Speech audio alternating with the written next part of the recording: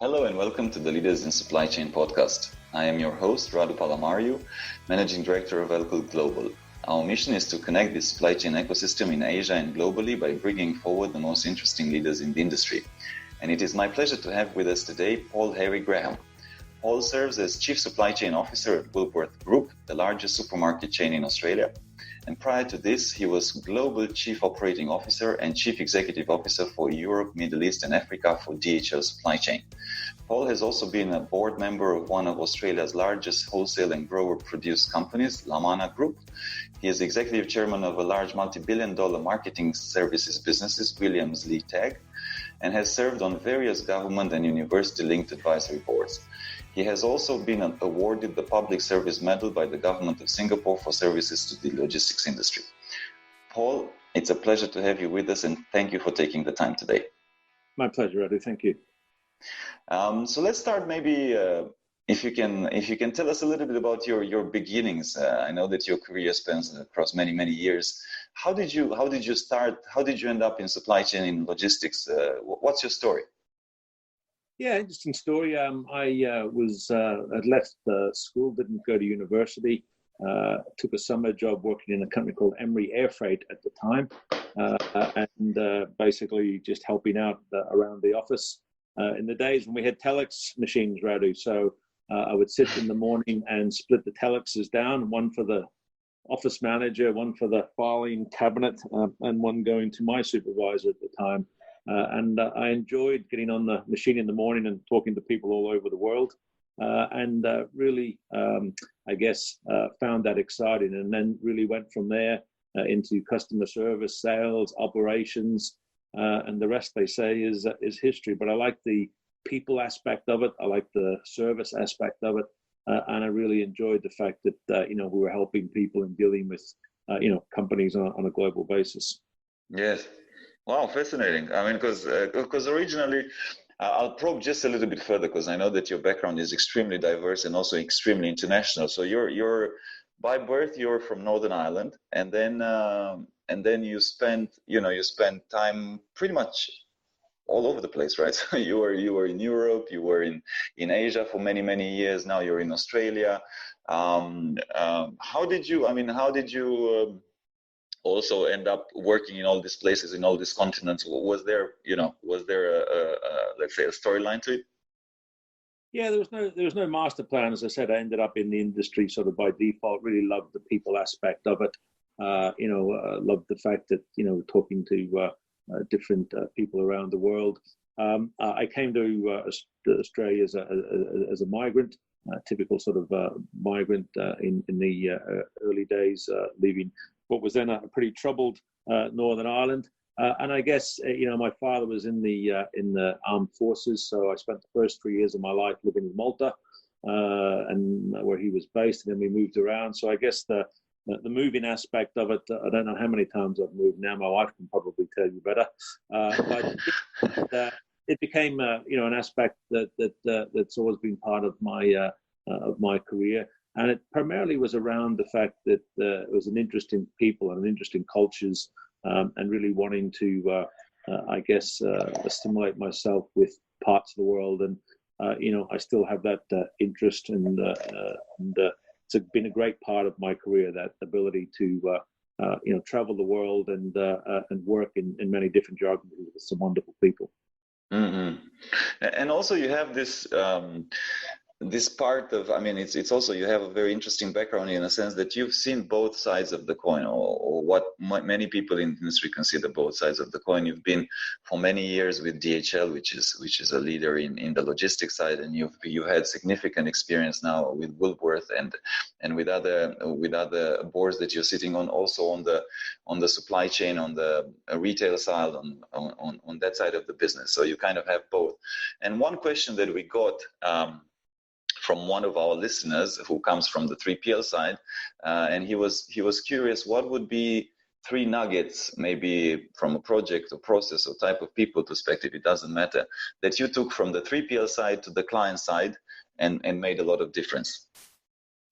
Yeah, good question. Having spent a large part of my career, as you say, on the 3PL side, dealing with many, many different industries in different stages of development and transformation and different challenges, I think, it's interesting to understand the dynamics and the speed in retail, particularly at the moment. The industry is going through, revolutionary change in terms of the demands that customers have, the speed at which we need to move to satisfy those demands.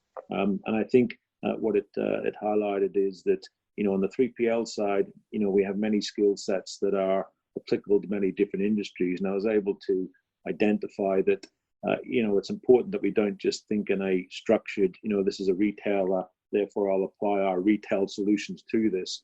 There are different solutions that really come to play in that. So if you look at now online shopping and the speed at which you need to pick an order and meet that type of urgency, there's not a lot of difference in that between picking an urgent spare part for a computer that's broken down and trying to get that to an engineer to fix as well. So I think we can apply a number of skill sets that come from the diversity that 3PL deals with to problem solving, for retailers or for others. I think the other side is to understand that, a customer doesn't really want your margin in the 3PL side. What they want is for you to get rid of your inefficiency. And I think we need to be much more vocal on both sides of the fence to call out the practices and processes that drive inefficiency for both parties. And I think sometimes it's either a subservient relationship or we tie ourselves up in contracts so much that we get away from actually exploring opportunities that will drive out cost and improve efficiency. And I think the 3PL still sometimes look at any of those actions as a means of the customer trying to reduce their margin. I think the customer recognizes you need to make money and should be satisfied with the fact that you're making money. What they want is your inefficiency. Mm-hmm. And in terms of you mentioned speed, and you mentioned pretty much the retail world is changed, or has been changed dramatically from the emergence and the kind of constant growth of e-commerce. Do you have a supply chain strategy? I mean, I'm sure you do actually, but what is the supply chain strategy of Woolworths when it comes to countering maybe the competition from e-commerce players?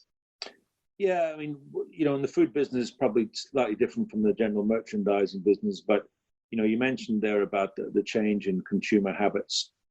Customers shopping now 7 days a week, customers wanting to receive product, delivered to their home within a 2-hour window or 1-hour window.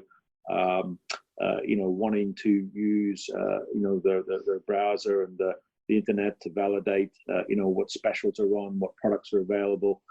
And really have a very low tolerance rate of the fact that you don't have a product in stock, particularly if it's a product that's on promotion, or that the quality of your product is not up to their expectations. So, where we may have had in the past more static supply chains, large, DCs running to a fairly regulated schedule, whilst that's still critically important and moves the vast majority of the volume, the online business is requiring a very different mindset and a very different supply chain. Clients, are becoming less and less tolerant of service failure. They're becoming less tolerant of, product not being to the quality they expect. And I think all of that, puts substantial pressure on supply chain and the ability that we need to have to be much more nimble and much more agile. So going, I take the sort of analogy that, if you take the old days of the airlines where you had national carriers and they ran to a schedule, then they had a price and that's what you had to pay and you had to go with their schedule. And then the budget carriers came in and really changed the nature of how we fly and really saw the value in standardization and reducing waste and getting quick turnaround time, et cetera, et cetera. So, the retail and consumer landscape is going through that change as well. No longer does the customer have to be, pushed into a certain format and a certain way of shopping. They can do what they want to do from the comfort of the lounge room at home. And that creates significant new challenges, but also exciting challenges, I think, for supply chain. And that's also, Radu, why we've seen supply chain now really become a much more prominent factor in business, particularly retail businesses, because people recognize that you can have the best merchandiser, the best buyer, have the best promotion plan, but if that product's not available, then customers have significant choice these days, and they will take their business elsewhere. So we're seeing supply chain now, in the role of chief supply chain officers or whatever they may be called, really being a much more critical part of the overall business strategy, rather than being seen as a service arm that comes in after the event. It's now becoming front and center of the ability to actually enable a strategy to be successful, and particularly around retail. No, absolutely, and I mean the fundamental change is that whereas before maybe in order to compare prices and whatever it may be as consumers and as all of us, maybe you had to go to two shops.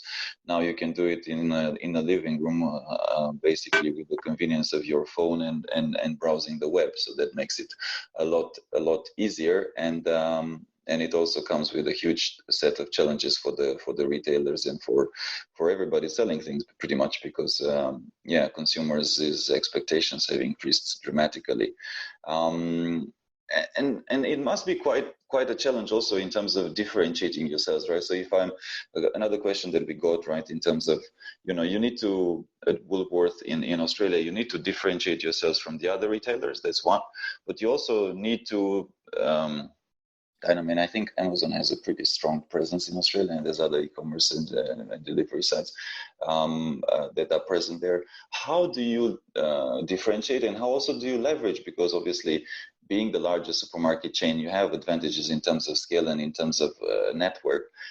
So how do you set yourself apart, if I may? Look, it remains a challenge, I think, for all retailers. For us, it's about the customer experience.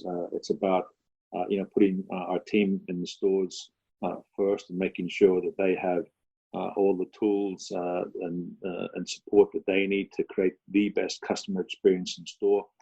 Obviously, having a range of products that are attractive to the customer, that meet the needs of those customers, be it in a certain demographic area, a certain ethnic area, and having a range that suits their personal needs as well as the broader community needs. And also, I think, being seen as a positive contributor, to the community and to society. We are, present in every community around the country, and we take, very seriously the responsibility we have to serving those communities. We employ a lot of people in those communities, and looking at, how do we use, products from those communities. So it is about, culture and the experience that the customer has when they come into the store or shop online. And within, supply chain, it's creating the framework to enable our stores to provide, the very best service, making sure they've got the perfect order delivered to them, obviously in the safest way possible, and making, life simpler for them so that they can spend their time serving customers, making sure that the product, looks great and the stocks are available. But it's a constant day-to-day challenge, and as the habits of retailers change and consumers change, and we see demographic changes, and we see a focus on healthier food or more vegan type of requirements, then all those things need to be satisfied and dovetailed into the overall plan. And as I say, when they do that, there is always a ripple effect that goes through supply chain right the way through, obviously, to the supplier themselves. Mm. And this also has to do a lot with being able and close to and being able to monitor the customer trends and being close to the customer needs. Has a lot to do with technology. and pretty much we've seen huge changes and transformations that are ongoing and being enabled because of technology nowadays in supply chain. And one question that we got, which is a very good one, is how do you see in general the role of technology, right, in supply chain, and do you see things like I don't know, machine learning or Internet of Things, big data, in terms of how do you see it in terms of transforming and helping you with your supply chain operations? Yeah, look, my belief now is that we've sort of reached a tipping point. I think now that the movement of data is actually more important than the physical movement of goods. If you can provide the right information from a trusted source, where either the end customer, the supplier, the transporter, the shipping line, the 3PL, that we can all look at that same single source of data, and we know that data is accurate. That allows us to make far better decisions, even where it relates to a customer experience that is maybe disappointing because the delivery is late. But if they trust that data and it says, okay, we will be 30 minutes late, then you can actually turn that experience into a more positive one, because they know over time that the information you're giving them is accurate. So the world of big data is upon us. How we assimilate and use that data is absolutely critical, both in terms of making better decisions, not just decisions based on reactive situations where we know something's gone wrong, but also big data in terms of looking at proactive changes. So knowing that a weather front is coming in and could cause traffic disruption, and then using predictive analytics to estimate what that will do to the road network and how you then change your delivery schedules to accommodate that. Having predictive analytics and big data, looking at historical forecasting and overlaying that to future forecasting, and how you then manage your volume flows through your network. So we are in the age of big data. The challenge we have is that we have many stakeholders involved, and what we need to do is continue to collaborate. We need to continue to develop applications in open language, and build our APIs and our integration tools so that it makes it easier for collaboration.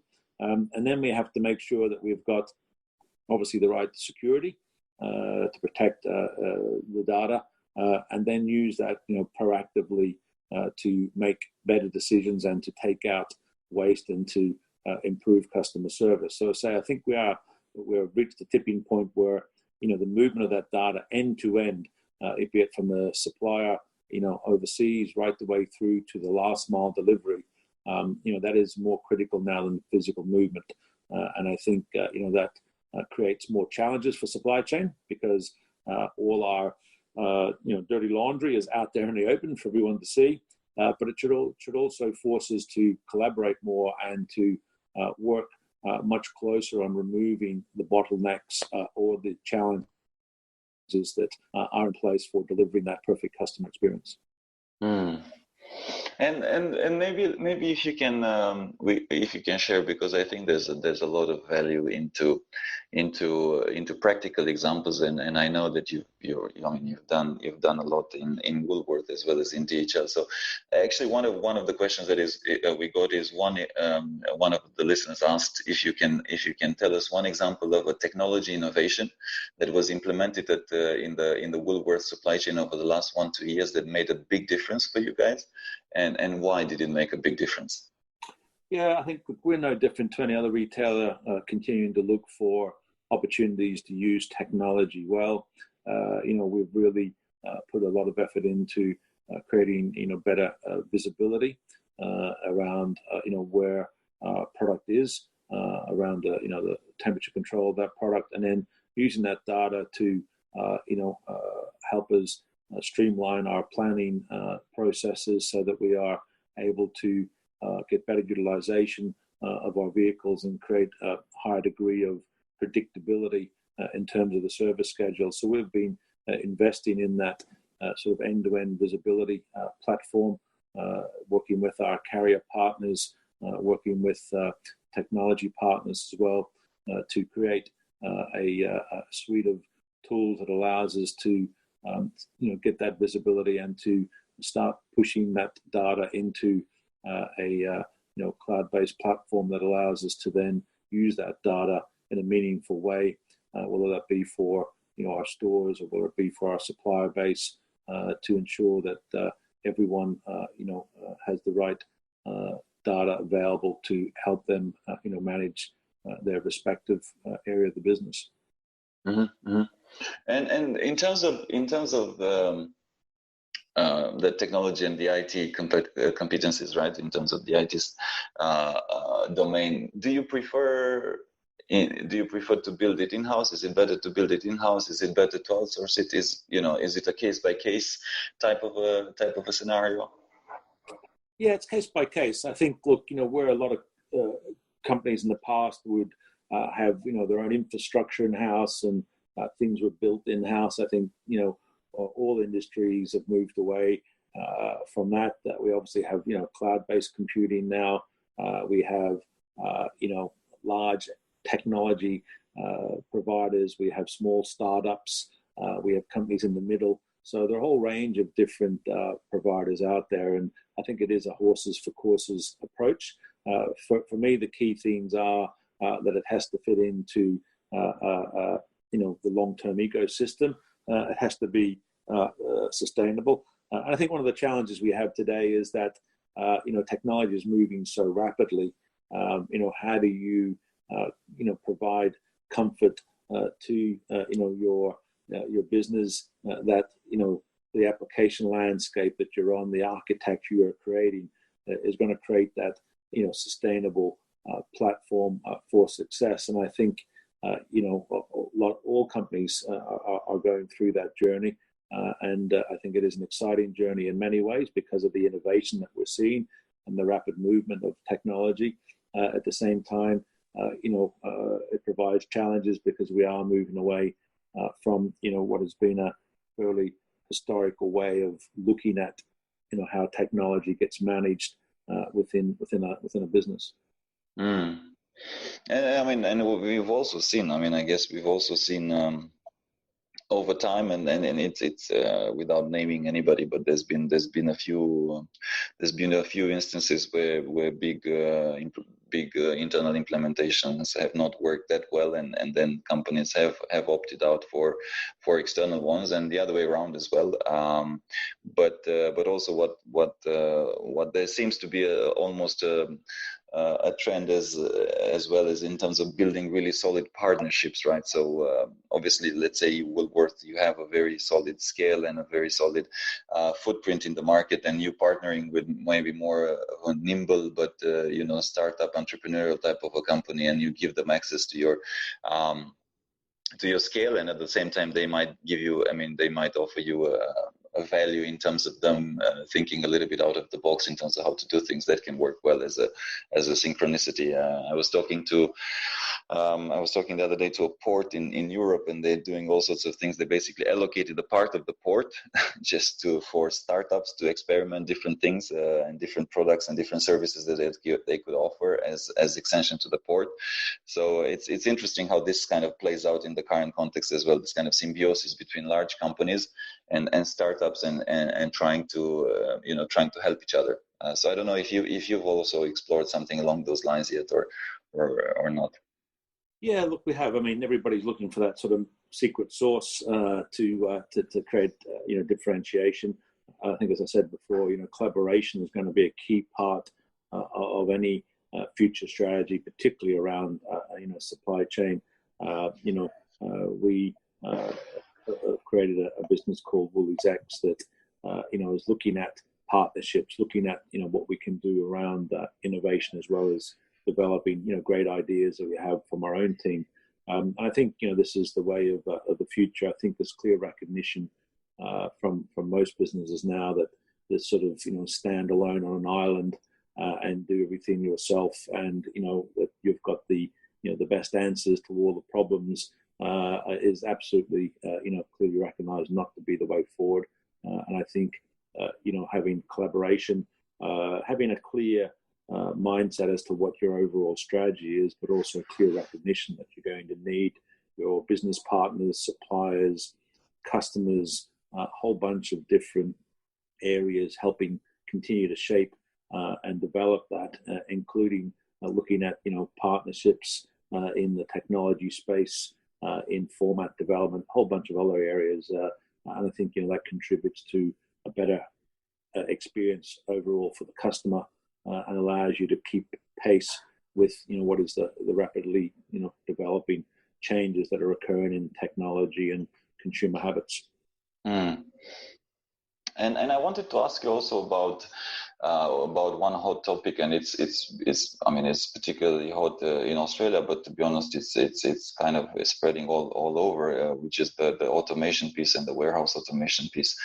How do you see the trends? May it be Australia, may it be the rest of the world, may it be China, in terms of automation, in terms of, obviously there's a big challenge around blue collar workers and not having the workforce sometimes to operate these warehouses. Overall, how do you see the next couple of years unfolding when it comes to this? Yeah, look, we are in the age of automation, and that's not just automation within warehouses and supply chain. If you go to an airport now and check in, invariably you're not speaking to anybody. It's a machine. You're tapping in your name, and that prints the boarding pass. If you go through passport control now, again, you're dealing with automation. So many aspects of our daily lives now are touched by some degree of automation. Be it tapping your phone for Apple Pay versus pulling out a credit card or pulling out actual hard currency. So I think it's impacting many areas of our life, and obviously in the supply chain, it is also impacting. It's not just about labor and automating the labor. It is, as you say, in many markets, the availability of labor now and in the future will also be challenged. But it's also, very much to improve the quality of the experience for the customer. So making sure that we are picking that perfect order, making sure those pallets are stacked safely, that we're able to deliver the product to the store so that the store can get that product onto the shelf in the safest, most efficient way. So automation is not focused on addressing one area. It's focused on addressing many areas, and like all technologies, it's moving at a rapid pace. And I think we'll continue to see substantial growth in automation inside the warehouse, also in many areas of our daily lives, in the back of store, in vehicles, a whole bunch of stuff. So I think it is upon us, and the key to that, I think, is making sure that again we're clear on why automation is the right solution. And as I say, it's a multifaceted rationale rather than just one aspect of it. And probably one of the lowest hanging fruits also, since we're on the topic of automation, and there's been a huge increase, I think, in most companies using in one way, shape, or form is the RPA model, right? That robotic process automation, to basically look at their back-end processes and also try to streamline those a lot. So I'm actually very proud because one Romanian company is the leader in that. Well, they started in Romania, now they're headquartered in New York. You might know the UiPath. So they've done some very good things around RPA. And as you rightfully said, automation is upon us. Big data is upon us. So it's it's just a matter of how to adapt to best integrate it. And this kind of leads me to the question, and it's a pretty specific question, but I think it's important to address it because it kind of gives a glimpse into into what retailers are having to be faced with. Because on the one side, you have to rationalize SKUs to limit the complexity, or another side, you have to potentially move away from this seasonal model to a constant supply chain model, ideally that doesn't need to replenish. But of course, there's seasonal products and there's non-seasonal products, right? So non-seasonal, like, dog food, or highly seasonal, like mangoes. So the question went to somewhere along the lines like, there's products that don't fit any of these categories, right? So there's clothing, the general merchandise. How do you plan for them at Woolworth, and how do you best, maximize a little bit in terms of your supply chain operations around it? Yeah, I mean, as I said before, where we would have sort of very fixed seasons and very fixed customer offerings, and not just us but all retailers. Now, consumers recognize they have significant choice. They are very demanding. Weather patterns are changing. Fashion is changing rapidly. The days where you would launch a summer range and that was it, that was fixed. Now people can go and buy the summer range in winter from another geography. So all those challenges create further challenge in supply chain. I think it also gets back to using big data and using those trends and the data that we get from our customers around what we need to have in the store or available online to them. I think we're also moving from a sort of static traditional sort of supply chain into a much more rapid express-like supply chain. So if you take an express hub network versus say a traditional full truck large-scale distribution network, we are seeing the blending of those two networks. So, we're having to have certain characteristics that look and feel like an express network with the rapid, replenishment, particularly of fresh food, small format stores, breakfast, lunch, and dinner 3 times a day. At the same time, trying to fulfill, that more traditional large store format that has a winter range, a summer range, has a range of permanent SKUs that are always available. So I think nothing is constant anymore.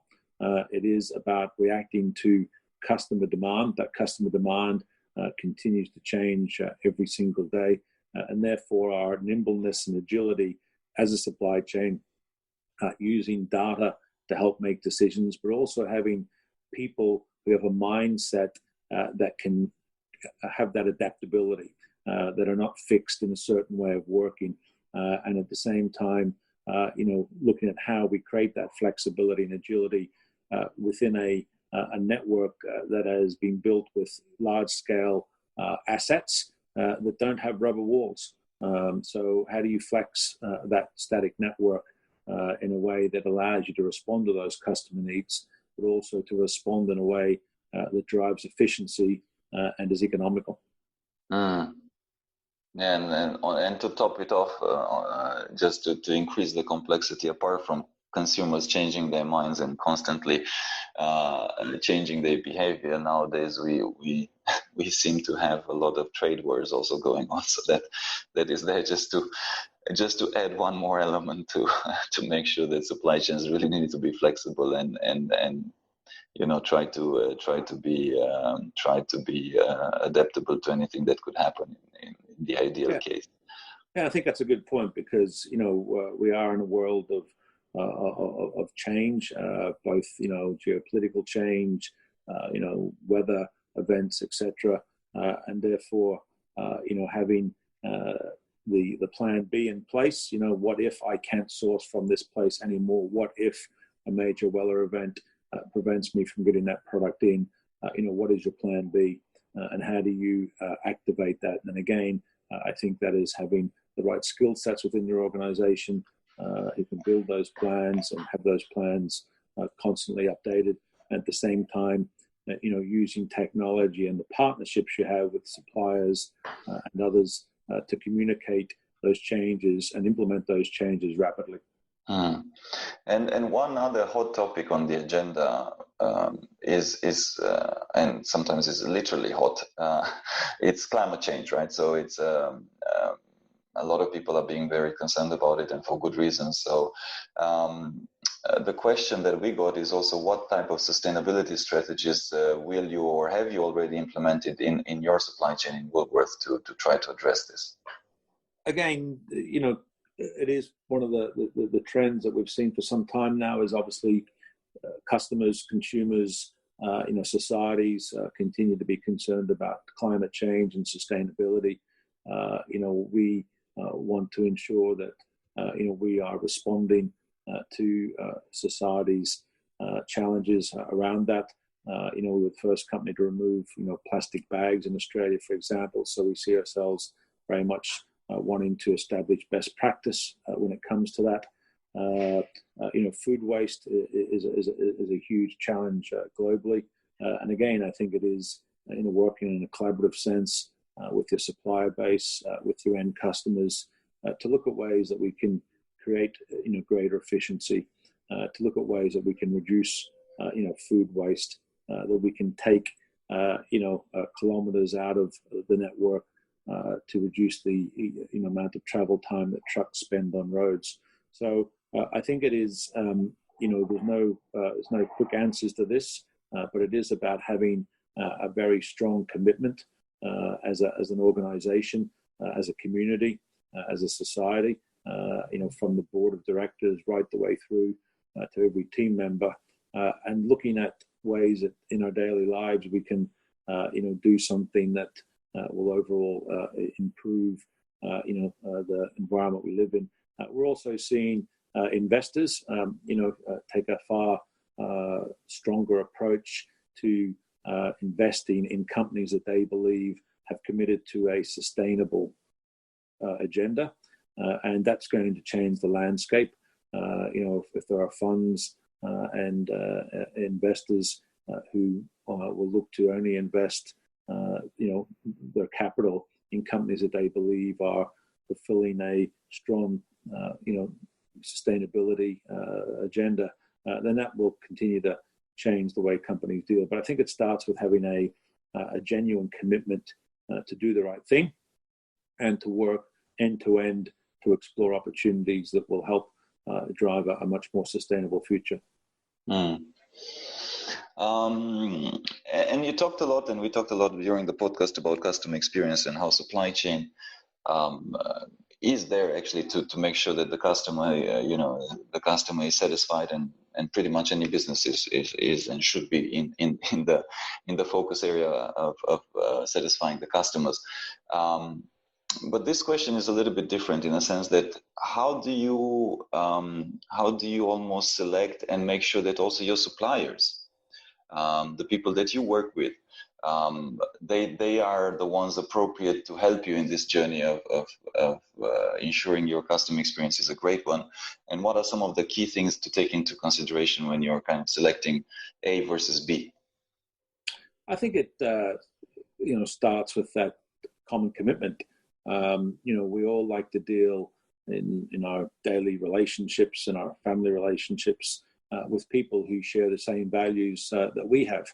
And I think it starts with looking at suppliers who've got the same commitment, who share the same values around giving the customer a fantastic experience, doing that in a way that minimizes our carbon footprint and commitment to sustainable products. I think that's the most important thing. And then being very open to work on innovation. What can we do around packaging? What can we do around supply chain? What can we do about reuse or waste? And where there is waste, then inevitably, that's going to occur, particularly in fresh food. How do you then partner with community organizations who can still use that product to ensure that people who are disadvantaged have access to fresh and available food? So I think it is taking an end-to-end view, starting with common values and a common commitment is critical, making sure that there's a process in place to constantly look at how you're refining the product to ensure it meets customer needs in all aspects, look, taste, nutrition, as well as, the way it's made and the packaging it comes in, is it as sustainable as possible? And then when you do have areas of waste, how do you still get value out of that product to society rather than it going into landfill? Yeah. And what would you see in terms of the next 5 to 10 years ahead of us? What would you see as some of the key challenges in supply chains, globally, and some of the biggest, let's say, biggest headaches for chief supply chain officers to manage with? Yeah, look, the trend obviously, we talked today about big data and the sheer volume of data that we're going to have to deal with. How do we deal with that in a way that allows us to break it down into its component parts, to provide the data to the many stakeholders in the end-to-end supply chain that's relevant to them and allows them to make better decisions. That's certainly going to be a significant challenge and one that's already upon us. I think the rapid speed of supply chain, customers now shop in a global world. They're sitting on their sofa with their mobile device in their hand, and they're looking at a global, endless aisle of product, and they, firmly believe that by hitting that button, that product will magically appear on their doorstep in the shortest time frame possible. And really, that could come from, tens of thousands of kilometers away. It could come from just around the corner. The consumer actually doesn't really care. So I think, those increasing consumer demands and the service criteria that goes with them, we're going to have to get, as I said before, much more nimble, much more agile, much more collaborative end-to-end to ensure that we're maximizing, not just the efficiencies of our supply chain, but also the efficiencies of others. I think the third challenge is going to be the hunt for talent. We are looking at different skill sets in supply chain, skill sets around big data, skill sets around automation, skill sets around strategic planning, around how we knit together collaboration and partnerships, and these are going to bring challenges as well as opportunities. I think having spent my whole career in supply chain, it's an incredibly exciting time to be in the supply chain industry. If you're interested in technology, we're doing some incredibly exciting things in our industry around technology. If you're interested in automation and robotics, we're doing some incredibly exciting things. If you're looking at wanting to shape a customer experience and have a profile within an organization that is critical to enabling that, then again, it's an exciting time to be in supply chain. So I think the hunt for talent and continuing to develop, core operational skill sets, as well as some of those more intricate skill sets around technology, automation, planning, predictive analytics. I think that's going to be a challenge, but also an exciting opportunity for people who want a really exciting, and as I've shown, a global career. Yes, and interesting that you mentioned talent. Of course, I'm always happy because it's our business. But talent is probably, and the human capital side of things is probably a recurring topic in terms of, and it's also interestingly enough, at most conferences. Usually people talk a lot about the technology side, but they kind of forget that without people, you can't really do anything with the technology. I wanted to ask you, where do you see currently the gaps? And you spoke about big data, you spoke about different technology skills, but where do you see the gap and the biggest challenge? So let's say when you're recruiting or your team is recruiting for talent, where's the hardest type of hard skills, and maybe hard skills and soft skills to find to take your supply chain to the next level currently, right? What's the hardest type of skills to get? Yeah, we're in an interesting time because we are moving from I guess a supply chain that's been in place for the last, 15, 20 years, fairly manual in its operations, into one that's now being driven far more by technology, moving into automation, a far more rapid and fluid supply chain. So it is a challenging time to look for talent because you're looking at these new skill sets around, big data, around analytics, around automation, around integrating partnerships and collaboration. At the same time, core operational skills are also critically important. You still have to load that vehicle. That vehicle still has to get out of that depot safely and still has to reach its destination in time and deliver the products in the perfect order. Trying to find people who've got that operational experience, but are also attuned to the future and around the importance that data plays and analytics play, and being able to transcend that journey are very, very difficult to find.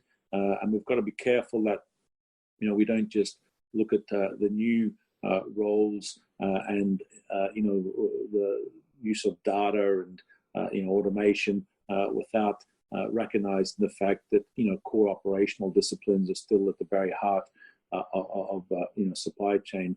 I started my career in the freight forwarding business and, transcended into being in the, logistics business and see myself as a, end-to-end supply chain expert. And people have asked me what was the difference between the freight forwarding business and the supply chain business. And I said, in the freight forwarding business, you're like an artist. You get a blank canvas today. You paint that canvas as best you can, but then you have to sell it for as much as you can get. That canvas, goes away, goes on that plane or on that ship, and it's lost, and you start again from scratch. Whereas obviously supply chain is an incremental day-to-day improvement, that process engineering. So I think the great thing is we need all types of skills in supply chain these days.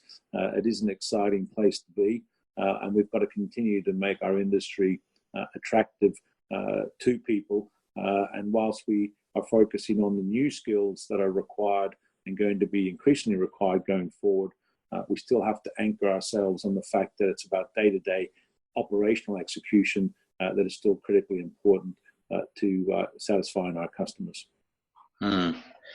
And I'd like to also ask you, and it's kind of as we're drawing close to an end, but I'd like to also to ask you, because you've had a long career, if you were to look back and if you were to share maybe for people that are just starting or they're just graduating, what would be some pieces of advice that you have received maybe that have been most helpful to you and that you would want to share, for somebody that wants to become one day a chief supply chain officer or a CEO of a company? The most important thing for me, and the reason that I love this business, is it's a people business.